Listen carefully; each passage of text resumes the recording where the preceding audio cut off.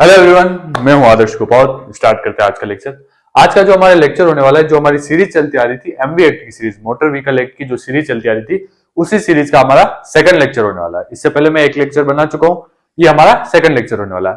आज जो हम पढ़ने वाले हैं एमवी एक्ट के अंदर, वो हम पढ़ने वाले हैं क्या, परिचालक और परिचालक अनुज्ञप्ति किसे कहते हैं। परिचालक किसे कहते हैं, परिचालक अनुज्ञप्ति किसे कहते हैं, इनकी परिभाषा कहां दे रखी है, अनुज्ञप्ति की आवश्यकता क्यों होती है, किस प्रकार से अनुज्ञप्ति ली जा सकती है, इसकी क्या अहिर्ता है, क्या निरर्थकता है, इन सारी चीजों के बारे में आज हम पढ़ने वाले हैं। अब वीडियो स्टार्ट करने से पहले मैं आपको बता दूं, ये मेरा इंस्टाग्राम चैनल है, आप चाहो, ये मेरा इंस्टाग्राम हैंडल है, आप चाहो तो मुझे यहाँ फॉलो कर सकते हो। यहाँ मैं लीगल अपडेट स्टोरी के रूप में डालता रहता हूं। उसके बाद बात करते हैं आज के टॉपिक के ऊपर, परिचालक और परिचालक अनुज्ञप्ति के बारे में। भाई सबसे पहले तो किसी भी टॉपिक को, मेरा मानना यह है कि किसी भी टॉपिक को पढ़ने से पहले उसे आम भाषा में समझ लेना चाहिए, ताकि हमें एक बार मोटा मोटा अंदाजा हो जाए कि भाई इस टॉपिक के अंदर हम पढ़ने क्या वाले, ताकि जब हम आगे जाकर के उस टॉपिक को पढ़े तो हमें एक ही बार में अच्छे से समझ में आ जाए। जैसा कि मैं अपनी हर वीडियो में करता हूं, इस वीडियो में भी हम वही करेंगे। पहले तो परिचालक और परिचालक अनुज्ञप्ति किसे कहते हैं, क्या होता है, इसे हम एक बार अपनी आम बोलचाल की भाषा में समझ लेते हैं। परिचालक का मतलब होता है, परिचालक क्या होता है, परिचालक का मतलब होता है कि वो व्यक्ति जो, जिसे हम आम भाषा में कंडक्टर कहते हैं, यानी कि वो व्यक्ति जो बस में टिकट लेने का काम करता है, वो परिचालक कहलाता है। यानी कि ये व्यक्ति क्या कहलाता है, परिचालक कहलाता है। अब परिचालक अनुज्ञप्ति क्या होती है, अनुज्ञप्ति में पिछली वीडियो में बता चुका हूं, इस वीडियो में वापस बता देता हूं। अनुज्ञप्ति का मतलब होता है लाइसेंस, यानी कि परिचालक लाइसेंस, यानी कि कंडक्टर लाइसेंस। इस व्यक्ति को टिकट लेने के लिए जो ऑथराइज किया गया है, उस अथॉरिटी की तरफ से इसे एक लाइसेंस मिलता है, जिसे हम परिचालक अनुज्ञप्ति कहते हैं, यानी कि कंडक्टर्स लाइसेंस कहते हैं। तो उस लाइसेंस के होने पर ही ये कंडक्टर के रूप में काम कर सकता है। तो दोनों चीज आपको समझ में आ गई। परिचालक किसे कहते हैं, परिचालक कंडक्टर को कहते हैं जो बस में टिकट लेने का काम करता है। और परिचालक अनुज्ञप्ति किसे कहते हैं, परिचालक अनुज्ञप्ति उसे कहते हैं जो टिकट लेने वाले व्यक्ति के पास में जो लाइसेंस होता है, कंडक्टर बनने के लिए जो लाइसेंस होता है, उस लाइसेंस को परिचालक अनुज्ञप्ति कहते हैं। तो ये दोनों चीजें आपको आम भाषा में समझ में आ गई होगी। अब हम इन चीजों को किताब के रूप में, यानी कि आपको आंसर के रूप में कैसे लिखना है, बुक में कैसे लिखोगे, जब आपके क्वेश्चन पेपर आ जाएगा, क्वेश्चन पेपर में मान लीजिए ये क्वेश्चन आ गया, तो आप आंसर कैसे लिखोगे उस चीज को भी हम देख लेते हैं, और एक एक चीज को किताब के हिसाब से समझते जाते हैं और पढ़ते जाते हैं, परिभाषा के रूप में देखते जाते हैं। सबसे पहले तो बात करें परिचालक की परिभाषा। परिचालक की परिभाषा कहां दे रखी है, परिचालक की परिभाषा हमारे इस अधिनियम के एमवी एक्ट की धारा 2(5) में दे रखी है। किसमें, धारा 2 सब क्लॉज 5 में किसकी परिभाषा दे रखी है, परिचालक की परिभाषा दे रखी है। क्या परिभाषा दे रखी है, परिचालक की परिभाषा क्या दे रखी है, उसको एक बार तो परिभाषा पढ़ लेते हैं यूं क्यों, उसके बाद मैं आपको समझा दूंगा। परिभाषा दे रखी है कि मंजिली गाड़ी के संबंध में कंडक्टर से वह व्यक्ति अभिप्रेत है जो यात्रियों का किराया संग्रहित करने, उनकी मंजिली गाड़ी में प्रवेश करने, उनसे बाहर जाने विनियमित करता है और ऐसे अन्य कृत्य करने में लगा हुआ है जो विहित किया जाए। यानी कि ये परिभाषा क्या कहना चाहती है, पहले तो ये परिभाषा कहां दे रखी है, एमवी एक्ट की धारा 2(5) में दे रखी है। यूं की यूं परिभाषा यहाँ पे मैं लिख के लाया हूं।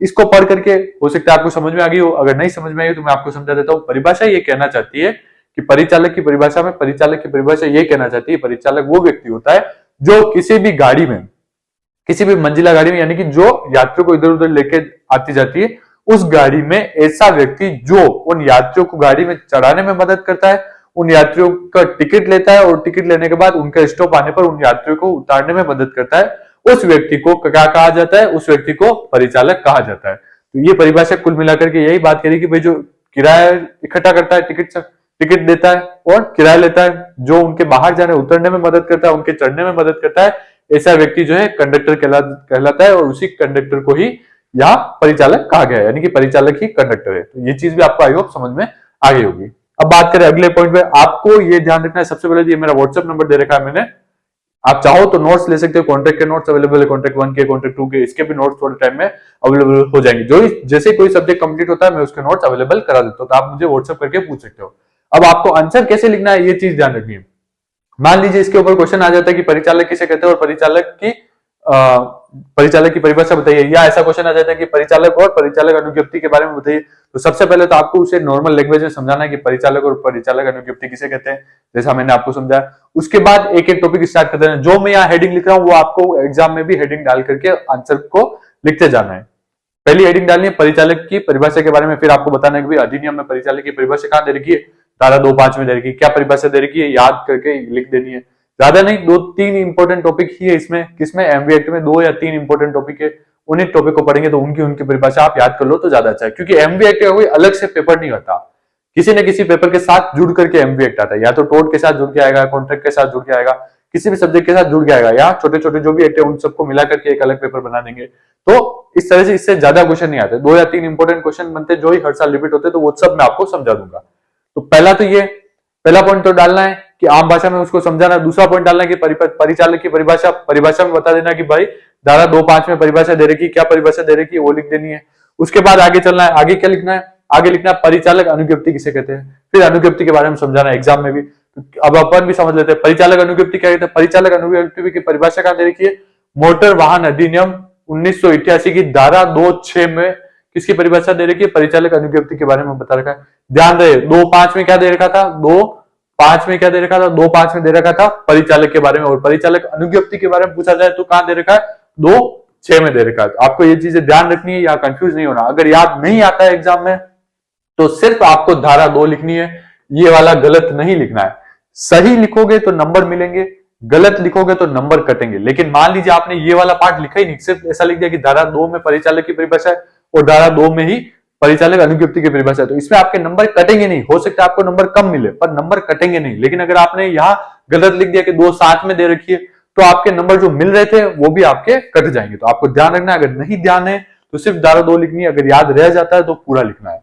आगे बात समझे। अब पहले बात कर ले परिचालक अनुज्ञप्ति की। परिचालक अनुज्ञप्ति की परिभाषा कहां दे रखी है, मोटर वाहन अधिनियम 1988 की धारा 2(6) में दे रखी है। धारा 2(6) के अनुसार क्या है, कंडक्टर अनुज्ञप्ति से सक्षम प्राधिकारी द्वारा अध्याय 3 के अधीन दी गई अनुज्ञप्ति अभिप्रेत है। अध्याय 3 के अंतर्गत कोई भी सक्षम व्यक्ति जो कंडक्टर को लाइसेंस प्रदान करता है, वो जो लाइसेंस प्रदान करता है, जो ऐसी अनुज्ञप्ति प्रदान करता है जिसके कारण वो व्यक्ति कंडक्टर बन सकता है, उस अनुज्ञप्ति को जो है परिचालक अनुज्ञप्ति कहा जाता है, यानी कि कंडक्टर्स लाइसेंस कहा जाता है, जो उसमें विनिर्दिष्ट व्यक्ति को कंडक्टर के रूप में कार्य करने के लिए प्राधिकृत करती है। यानी कि ये परिभाषा से आपको हो सकता है समझ में नहीं आया हो। कुल मिलाकर के ये परिभाषा ये कहना चाहते हैं कि कंडक्टर अनुज्ञप्ति के समक्ष कंडक्टर अनुज्ञप्ति से ऐसी अनुज्ञप्ति का मतलब है जो कि समक्ष प्राधिकारी द्वारा दी जाती है, जो कि किसमें, अध्याय 3 के अधीन दी जाती है। अध्याय 3 के अधीन किसी व्यक्ति को अगर कोई अनुज्ञप्ति दी जाती है या कोई अनुज्ञप्ति अभिप्रेत की जाती है, अनुज्ञप्ति दी जाती है, उस अनुज्ञप्ति से वो व्यक्ति कंडक्टर का काम कर सकता है, और ऐसी अनुज्ञप्ति को ही क्या कहा जाता है, कंडक्टर्स अनुज्ञप्ति या परिचालक अनुज्ञप्ति कहा जाता है। तो आई होप ये चीज भी आपको समझ में आ गई होगी। ये परिभाषा भी याद करके आपको लिख देनी है। तो 2 पॉइंट आपके 3 पॉइंट आपके पास हो गए। पहले तो आम भाषा में समझाना, दूसरा परिचालक के बारे में समझाना, तीसरा पॉइंट क्या डालना है, तीसरा पॉइंट परिचालक अनुज्ञप्ति का डालना है। अब आगे देख लेते हैं, आगे क्या करना है। आगे आपको लिखना है कि परिचालक अनुज्ञप्ति की आवश्यकता क्यों पड़ती है। भाई परिचालक हमने देख लिया, परिचालक अनुज्ञप्ति देख लिया, लेकिन परिचालक अनुज्ञप्ति की आवश्यकता ही क्यों पड़ती है। तो इसकी आवश्यकता के बारे में भी कहां बता रखा है, इसकी आवश्यकता के बारे में धारा 29 में बता रखा है। मोटर वाहन अधिनियम की धारा 29 में परिचालक अनुज्ञप्ति के बारे में बता रखा है। परिचालक अनुज्ञप्ति क्या करती है, भाई परिचालक अनुज्ञप्ति नहीं हुई तो ऐसे ही कोई व्यक्ति बस में चढ़ जाएगा और टिकट इकट्ठा करने लगेगा। बस में जब आप चढ़ रहे हो, बस में कोई व्यक्ति चढ़ रहा है, तो उसे क्या पता कि ये व्यक्ति कंडक्टर है या नहीं है। तो परिचालक अनुज्ञप्ति से एक व्यक्ति ऑथराइज हो जाता है कि हाँ ये व्यक्ति कंडक्टर है। हालांकि हर व्यक्ति उससे अपना लाइसेंस बताने को नहीं कहता, लेकिन लॉ क्या कहता है, लॉ के हिसाब से बन चल रहा है कि लॉ ये कहता है कि कंडक्टर के पास अपना कंडक्टर्स लाइसेंस होना चाहिए। वो लाइसेंस क्या बताता है, वो लाइसेंस ये बताता है कि जो व्यक्ति कंडक्टर है वो कंडक्टर बनने लायक है या नहीं, उसने कंडक्टर बनने की सारी जो कंडीशन थी वो कंडीशन फुलफिल की है या नहीं की है। ये चीज क्या बताता है, ये चीज कंडक्टर्स लाइसेंस बताता है। तो इसी वजह से कंडक्टर्स लाइसेंस की आवश्यकता पड़ती है। क्यों पड़ती है इसकी आवश्यकता, ताकि वो लोगों को यह पता चल सके या इस बात की पुष्टि हो सके कि वो व्यक्ति जो है, जो मिनिमम क्वालिफिकेशन है उनको फुलफिल करता है, यानी कि वो लोगों की सुरक्षा के लिए, लोगों के सहयोग के लिए अवेलेबल है या नहीं, यानी कि उनकी सुरक्षा और सुविधा सुनिश्चित करता है या नहीं करता है, ऐसा व्यक्ति ही है या नहीं है। मान लीजिए कोई ऐसा ही व्यक्ति डायरेक्ट ही चढ़ गया जिसे कंडक्टर के बारे में कुछ जानकारी नहीं है, तो ऐसा ही व्यक्ति अगर चढ़ गया तो प्रॉब्लम हो जाएगी। तो इसी वजह से ऐसे कंडक्टर लाइसेंस की आवश्यकता इसलिए पड़ती है ताकि एक व्यक्ति को सबसे पहले तो ऑथराइज किया जा सके कि हाँ ये व्यक्ति कंडक्टर है, दूसरा उसे इस बात के बाद ही लाइसेंस मिलेगा जब उसकी ये पुष्टि हो जाए कि भाई हाँ वो लोगों की सुरक्षा कर सकता है, उनकी सुविधा में मदद कर सकता है, ऐसा व्यक्ति होगा उसे ही कंडक्टर लाइसेंस मिलेगा। तो इसीलिए इसकी वजह से कंडक्टर लाइसेंस की आवश्यकता होती है। कुल मिलाकर के यही बात है कि भाई कंडक्टर लाइसेंस इसीलिए जरूरी होता है ताकि व्यक्ति का पता चल सके कि ये व्यक्ति कंडक्टर है। दूसरा ये कि ये सुनिश्चित किया जा सके कि वो व्यक्ति लोगों की सुरक्षा के लिए और उनकी सुविधा के लिए उपयुक्त है। इसके लिए कंडक्टर लाइसेंस की आवश्यकता होती है। अब बात करते हैं अगले पॉइंट के ऊपर। लेकिन कंडक्टर लाइसेंस, पहली बात तो कंडक्टर लाइसेंस के अलावा, कंडक्टर लाइसेंस के बिना कोई भी व्यक्ति कंडक्टर नहीं बन सकता। ये बात आपको ध्यान रखनी है कि कंडक्टर लाइसेंस के बिना कोई भी व्यक्ति कंडक्टर नहीं बन सकता। लेकिन दो ऐसी कंडीशन है जिसमें अगर किसी व्यक्ति के पास कंडक्टर लाइसेंस नहीं है फिर भी वो कंडक्टर बन सकता है। कौन सी? सबसे पहले तो कहां बता रखा है? धारा 29 में बता रखा था। धारा 29 में बता रखा था कि किसी हर व्यक्ति के पास, जो व्यक्ति कंडक्टर है उस कंडक्टर के पास कंडक्टर्स लाइसेंस होना चाहिए। अगर कंडक्टर्स लाइसेंस नहीं है उसके पास, यानी कि परिचालक अनुज्ञप्ति उसके पास नहीं है, तो वो कंडक्टर नहीं बन सकता। लेकिन दो ऐसी सिचुएशन है जब अगर उसके पास लाइसेंस नहीं है फिर भी वो जो है कंडक्टर बन सकता है। कौन कौन सी दो सिचुएशन है? पहली सिचुएशन तो यह है कि जब चालक स्वयं परिचालक के कार्य को करता है, यानी कि जो ड्राइवर है वो ड्राइवर ही खुद ही कंडक्टर के रूप में कार्य कर रहा है, यानी कि ड्राइवर ही बस चला रहा है। एक जगह से बस ले जाता है, ए पॉइंट से बस ले जाता है और क्या करता है, बी पॉइंट पे ले जाकर के बस को रोक देता है और वहां यहाँ पे लोगों को चढ़ने में मदद कर देता है और फिर यहां जाकर के या तो यहीं पे टिकट ले लेता है या फिर यहां जाकर के टिकट ले लेता है या टिकट दे देता है और उनके बाद यहाँ पर उनकी उतरने में भी मदद कर देता है। तो ऐसी स्थिति में क्या हो रहा है, ड्राइवर ही दोनों काम कर रहा है। तो ऐसी स्थिति में ड्राइवर को अलग से परिचालक अनुज्ञप्ति लेने की जरूरत नहीं है, यानी कि कंडक्टर्स लाइसेंस लेने की जरूरत नहीं है, क्योंकि यहाँ पर सारा काम क्या कर रहा है, गाड़ी चलाने का भी वही कर रहा है और कंडक्टर का काम भी ड्राइवर ही कर रहा है। तो ऐसी स्थिति में उसे परिचालक लाइसेंस की आवश्यकता नहीं है, यानी कि ये धारा 29 की जो चीजें बता रखी है उनसे बाहर हो जाएगा। दूसरा कब होगा? दूसरा ये होगा जब कोई व्यक्ति 1 माह से कम समय के लिए परिचालक के रूप में कार्यरत करता है, यानी कि जब किसी व्यक्ति को टेम्परेरीली उसे परिचालक बनाया जाता है। तो ऐसी स्थिति में जब उसे कब तक के लिए, 1 महीने से कम टाइम के लिए, 1 मंथ से कम टाइम के लिए अगर उसे जब कंडक्टर बनाया जाता है तो ऐसी स्थिति में उसे कंडक्टर लाइसेंस लेने की जरूरत नहीं होती। 1 महीने से ज्यादा लेने के लिए, यानी कि 30 दिन से ज्यादा टाइम के लिए अगर उसे कंडक्टर बनाया जा रहा है या वो कंडक्टर बन रहा है तो ऐसी स्थिति में उसे क्या करना होगा, कंडक्टर्स लाइसेंस लेना होगा। लेकिन 30 दिन के लिए या उससे कम टाइम के लिए, 1 महीने से कम टाइम के लिए अगर वो कंडक्टर बन रहा है तो ऐसी स्थिति में उसे धारा 29 में जो लिखा गया है कि कंडक्टर लाइसेंस के बिना कोई भी कंडक्टर नहीं बन सकता, उसको उससे बाहर आ जाएगा। यानी कि 30 दिन से अगर कम टाइम के लिए अगर कोई कंडक्टर बन रहा है तो वो बिना लाइसेंस के भी कंडक्टर बन सकता है। तो आई होप ये चीज तो आपको समझ में आ गई होगी। पॉइंट आपको ध्यान रखना है, कौन कौन से पॉइंट लिखने हैं, पहले आम भाषा में समझाना है, फिर परिचालक के बारे में समझाना है, फिर परिचालक अनुज्ञप्ति के बारे में समझाना है, फिर उसकी आवश्यकता क्यों पड़ी उसके बारे में समझाना है, उसके बाद समझाना है कि भाई कौन ऐसे व्यक्ति है जो परिचालक अनुज्ञप्ति के बिना भी कंडक्टर बन सकते हैं। तो ये चीज आपको समझ में आ गई। इसके बाद अगला पॉइंट पे आते हैं। अगला पॉइंट आता है कि औपचारिकता क्या क्या है, कंडक्टर्स लाइसेंस लेने के लिए क्या क्या औपचारिकताओं को पूरा करना होगा, उसके बाद कोई व्यक्ति कंडक्टर्स लाइसेंस ले सकता है। इसकी कहां दे रखी, धारा 30 में इसके बारे में दे रखा है। आपको धाराओं को भी साथ साथ याद करते हुए चलना है। धारा 2(5) में क्या दे रखा था, 2(5) में परिचालक के बारे में दे रखा था। उसके बाद 2(6) में क्या दे दिया, 2(6) में परिचालक अनुज्ञप्ति के बारे में दे दिया। 29 में क्या दे रखा था, 29 में क्या दे रखा था, 29 में दे रखा था कि कौन व्यक्ति जो है ये कंडक्टर्स लाइसेंस के बिना, कंडक्टर्स लाइसेंस के बिना कोई भी व्यक्ति जो है कंडक्टर का काम नहीं कर सकता। लेकिन उसके एक्सेप्शन भी दे रखे थे 2 व्यक्ति के बारे में कि भाई 30 दिन से कम वाला और ड्राइवर ही अगर खुद कर रहा है। तो ये कहां दे रखा था, ये 29 में दे रखा था। फिर 30 में क्या दे रखा है, 30 में औपचारिकताओं के बारे में दे रखा है। तो धाराओं को भी साथ साथ याद करते हुए आगे बढ़ना है। 30 में क्या दे रखा है, अधिनियम की धारा 30 के अनुसार परिचालक अनुज्ञप्ति के लिए निम्न औपचारिकताओं का पूरा किया जाना आवश्यक है। कौन कौन सी औपचारिकता है, 3 औपचारिकताएं।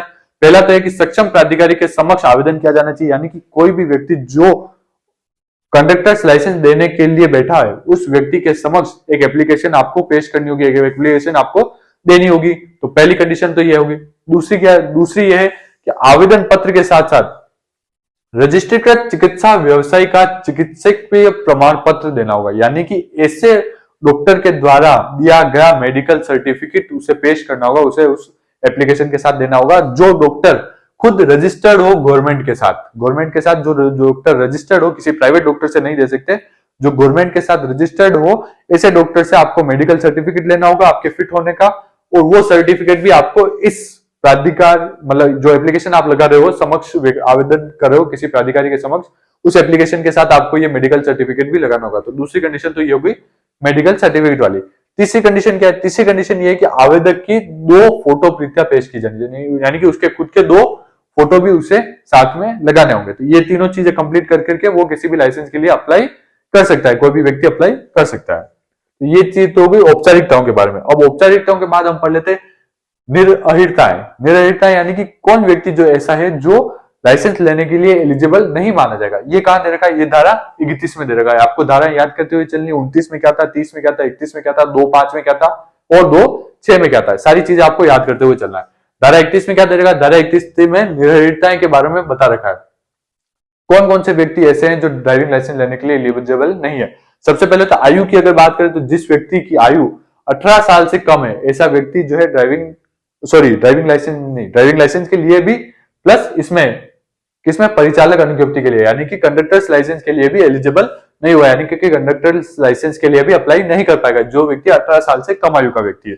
दूसरा क्या, उसने शैक्षणिक योग्यता को पूरा नहीं कर रखा, यानी कि हर स्टेट की अपनी अलग ये नियम हो सकता है शैक्षणिक योग्यताओं को लेकर के। मान लीजिए किसी का 8 साल का 8th क्लास तक की पढ़ाई जरूरी है, किसी में 10th तक की जरूरी है, किसी में 12th तक की जरूरी है। तो जो भी वहां के नियम है, उन जो भी शैक्षणिक योग्यता है वहां की लोकल, उनको पूरा करना होना चाहिए, यानी कि उनको पूरा करता हुआ व्यक्ति होना चाहिए। अगर उनको पूरा नहीं कर रखा है तो वो व्यक्ति भी कंडक्टर्स लाइसेंस के लिए एलिजिबल नहीं है। दूसरा क्या है, शारीरिक दक्षता। कंडक्टर्स लाइसेंस के लिए शारीरिक दक्षता का होना जरूरी है, यानी कि वो इस तरह से शारीरिक रूप से इस प्रकार से अस्वस्थ नहीं हो कि वो कंडक्टर बनने के काबिल न रह जाए। मान लीजिए कोई अंधा व्यक्ति है, तो अंधा व्यक्ति जो है कंडक्टर बनने के लिए जो है शारीरिक रूप से दक्ष नहीं है, यानी कि शारीरिक रूप से एलिजिबल नहीं है किसके लिए, कंडक्टर की पोस्ट के लिए। तो ऐसा व्यक्ति जो है वो कंडक्टर लाइसेंस के लिए अप्लाई नहीं कर पाएगा।